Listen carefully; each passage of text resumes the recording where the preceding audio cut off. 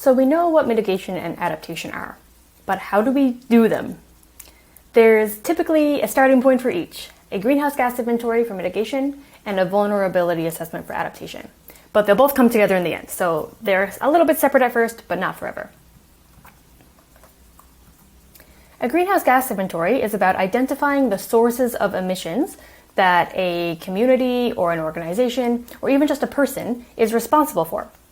And this includes things like the fuel you're burning in your car or in your lawnmower, or even in your home. So the homes that are oil heated, that's a greenhouse gas source, or if you're using propane in your barbecue or your stove. The electricity we use also matters, and where that electricity comes from is important when you're determining how many emissions are resulting. So if it's a renewable energy source, you'll have fewer emissions than if it came from a coal plant, for example.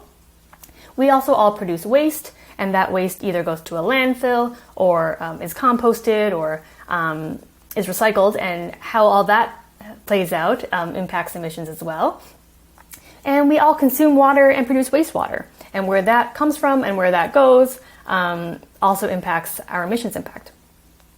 Then there's lots of other things that we can include too, like flights that we take, or even the embodied emissions or the emissions associated with different products we buy. So by looking at all of these things, we can try to quantify the amount of emissions that we have put into the atmosphere ourselves, either directly or indirectly.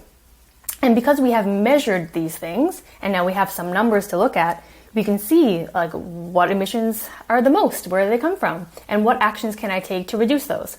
So because we have this measurement framework, we can then manage the emissions and plan our reduction pathway.